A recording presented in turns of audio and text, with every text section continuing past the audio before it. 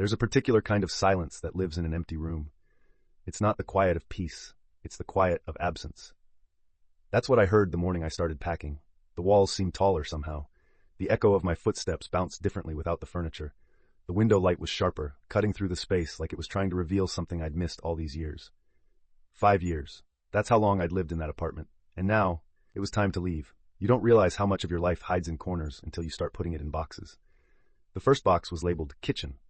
I didn't own much, a few mismatched plates, a set of dull knives, and a coffee maker that had survived more mornings than I wanted to admit. When I opened the top cabinet, a glass jar fell out and rolled across the floor. Inside were seashells, small, faded, some cracked. I stared at it for a long time before remembering where it came from. Emma and I had collected them on a trip to the coast 3 summers ago. We'd spent the afternoon walking along the beach, arguing playfully about which ones were worth keeping. I told her they'd all look the same when we got home. She told me that was the point. I turned the jar over in my hands. One of the shells had a faint trace of blue paint. She must have dropped it when she tried to decorate them later. I almost threw it out. Then I didn't, because you don't throw out proof that something once made you happy. The second box was Closet. That's where I found her sweatshirt, the navy one she used to steal when she was cold. It still smelled faintly like detergent in winter. It's strange how scent can collapse time. For a second, I was back on that freezing night when we first moved in together. Both of us sitting on the floor eating takeout straight from the containers because the furniture hadn't arrived yet. We'd promised we'd never clutter this place. We'll keep it simple, she said. It's funny. Simplicity looks a lot like emptiness when love moves out. It wasn't like Emma and I had some dramatic ending. There were no screaming matches, no ultimatums, no slammed doors, just a growing quiet. She started staying late at work. I started working weekends to avoid the silence. And one day, over breakfast, she said the words people say when they don't know how to say they're done. I think we've just become different people. I'd nodded, even though I didn't feel different at all, just smaller. She moved out 2 weeks later. No hard feelings, no closure either. Just her side of the closet slowly emptying, hanger by hanger. Packing is supposed to be a physical task, but it's really emotional archaeology. Every drawer you open is a dig site. Every item a fossil from another version of yourself. In the desk drawer, I found an old Polaroid, the two of us standing in front of a mural downtown. She had paint on her hands, I had sunburn on my face, and we both looked happy in a way you can't fake. The photo had faded, but the smile hadn't. I almost put it in the throw-away pile, but I couldn't. Not because I still missed her, but because some memories don't belong in the trash. By noon, the living room was a sea of half-filled boxes. I took a break, sat on the floor, and ate cold leftover pizza from the night before. The door across the hall creaked. My neighbor, Mrs. Peterson, stepped out, probably in her late 60s, the kind of woman who always smelled like peppermint tea. "Moving day, huh?" she said, smiling gently. "Yeah," I said, finally. She looked at the boxes stacked by my door. "You'd be surprised how much of your life fits in cardboard." I smiled. "Or how much doesn't?" She nodded. "I've moved 8 times since my husband passed. Every time, I told myself I'd travel lighter, but some things weigh more in memory than in mass." I didn't fully understand what she meant until later. When she left, I opened another box, miscellaneous. That's where all the things you don't know how to categorize end up.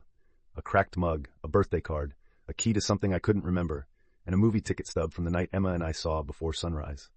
We'd left the theater arguing about the ending. She thought it was hopeful. I thought it was sad. Looking back, I think we were both right. In the middle of the afternoon, I turned on some music to fill the silence. Packing in silence feels like mourning. You need noise to trick yourself into thinking it's just another day. As I boxed up books, I noticed one had a folded page. Inside was a note in her handwriting.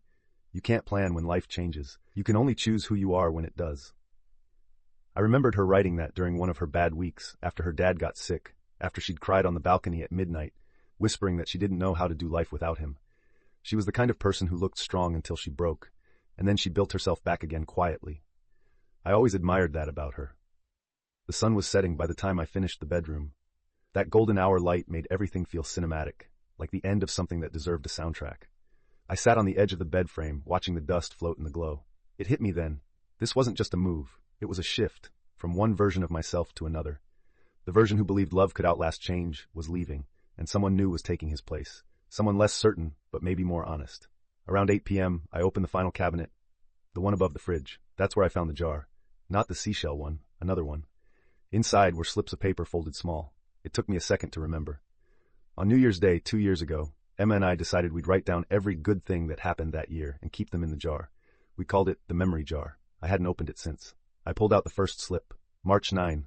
We danced in the kitchen because the radio got stuck on a jazz station. Another, June 20, First day at your new job. You were so nervous you wore 2 different socks. And one more. December 14. We both couldn't sleep, so we watched the sunrise from the balcony. You said it looked like forgiveness. I didn't realize I was crying until a tear hit the paper. I put the notes back inside, sealed the lid, and labeled the jar with a Sharpie, keep. When I finally sat down again, surrounded by boxes, I noticed something. The room didn't feel empty anymore. It felt full, of echoes, of memories, of quiet goodbyes.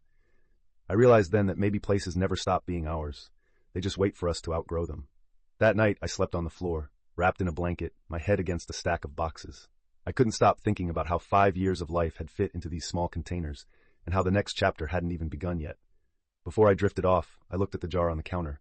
It caught the light from the street lamp, glowing faintly like it was holding something alive. And for the first time in a long time, I didn't feel sad. I just felt grateful that I'd had something, someone, worth missing. The morning I left, it rained. Not heavy, not stormy, just that kind of quiet drizzle that makes everything look like it's thinking. It felt like the city was saying goodbye in its own language.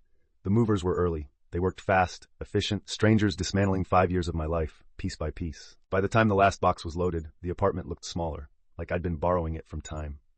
When the door finally closed behind me, there was a strange ache. Not sadness exactly, but something quieter. The feeling you get when you finish a book you weren't ready to stop reading. The new apartment was nothing like the old one, smaller, cheaper, further from downtown. It smelled like new paint and fresh carpet, that sterile beginning smell. The first night, I slept on a mattress on the floor. No curtains, no TV, just me and the sound of rain against the window. I remember thinking, this doesn't feel like home. But then again, neither did the old place when I first moved in. Maybe home isn't what it looks like. Maybe it's what you allow yourself to feel inside it.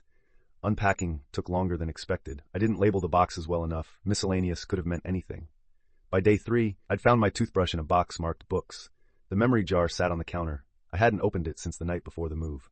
I didn't plan to. Not yet. Sometimes closure needs time to breathe. On the 4th day, I met my new neighbor. Her name was Sasha. She was carrying a laundry basket and wearing headphones, mouthing the words to a song I couldn't hear. We nodded politely, the universal language of apartment living. New here? She asked. Yeah, just moved in. She smiled. Welcome to the world's quietest building. You'll hear everything except the people you actually want to talk to. I laughed. Good to know. It wasn't much, but it was the first real conversation I'd had in weeks. Days blurred together. I went to work, came home, ate frozen dinners, and stared at boxes I didn't feel like unpacking. It was strange how much time you could fill doing nothing. Sometimes I'd scroll through my phone and almost text Emma, not to talk, just to share something random. A meme, a song. Then I'd stop myself, because that's not what we were anymore. We'd crossed that invisible line between used to talk and shouldn't talk. That line is thinner than people think. One evening after a long day, I decided to take a walk. The air smelled like rain again. It always did in this part of the city. I passed a small park I hadn't noticed before. Kids were playing on swings, couples walking dogs, a man feeding pigeons like it was his job. I sat on a bench and watched. It was comforting, seeing life happen around me without me needing to participate. No pressure, no performance, just existing. For the first time in a while, I felt okay being alone. When I got back, the hallway smelled like cinnamon. It reminded me of Emma's candle, the one she used to light on Sundays. I looked down the hall and saw that Sasha's door was slightly open, warm light spilling through. Hey, she said when she noticed me. You want a muffin? I made too many. I hesitated, then smiled. Sure, thanks. Inside, her apartment was chaos. Boxes, books, art supplies. It looked lived in already somehow. We sat on the floor, eating muffins and drinking tea out of mismatched mugs. This place will feel like home eventually, she said. You just have to leave little pieces of yourself around until it starts to recognize you. That line stuck with me. Over the next few weeks, life began to find rhythm again. Work, walks, occasional chats with Sasha in the hallway. We didn't know much about each other, but sometimes we'd talk late into the night about random things. Music, bad movies, why adulthood feels like constantly updating software with no manual. It wasn't romantic. It was just real. Two people figuring out their own silences side by side. One Friday she asked, "Why'd you move here?" I shrugged. Needed change, I guess. Too many ghosts in the old place. She nodded slowly. You left them behind? I thought I did, I said. Turns out ghosts fit in boxes too. She smiled softly. You'll unpack them eventually. That night, I opened the memory jar. Not all the way, just the lid. The scent of old paper filled the room. I didn't read the notes this time. I just let the air touch them, like letting light into a dark room. It's strange how healing doesn't happen in big moments. It's quiet, gradual. Like dust settling after you move the furniture. A month passed. Then one morning I woke up to an email. Notice, your lease renewal is ready. For some reason that made me pause. A year here already? Time doesn't move evenly. It rushes through the boring parts and lingers in the moments that change you. I looked around the apartment. It wasn't new anymore. The plants on the windowsill were alive. The couch had an indent from where I always sat, And the same jar that once held heartbreak, now looked like part of the decor. Somehow, this place had become home. That weekend, I went to visit my parents. They still lived in the same house I grew up in. Same couch, same curtains, same smell of coffee and old wood. Over dinner, my mom asked, "Do you miss her?" I thought about it. About Emma, about the apartment, about the person I was then.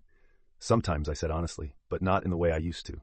It's like missing an old version of myself. She nodded. That's good. Means you've grown. Before I left, my dad handed me a box from the attic. Inside were my old notebooks, movie stubs, and a photo of me at 20. Wide-eyed, full of plans that didn't quite happen. I realized then that life wasn't about becoming who you planned to be. It was about carrying forward the best parts of who you were, the ones that still fit. Back in my apartment that night, I unpacked the attic box beside the memory jar. Old dreams meeting old memories. It felt like they understood each other. I found the list Emma and I had written, the one that said Paris, learn to cook, write something that matters, buy a house with a window seat. I took a pen and checked one off. Write something that matters.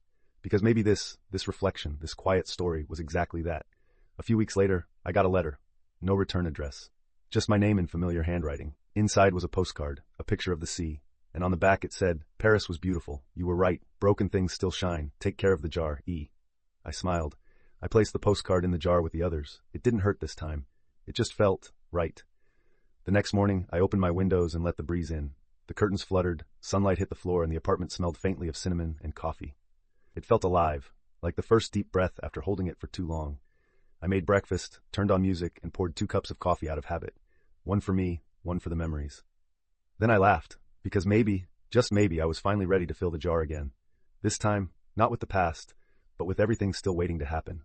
Moving on doesn't happen when you close a door. It happens when you open a new one and walk through it without looking back too long. It happens when you realize that life isn't about starting over, but about starting forward.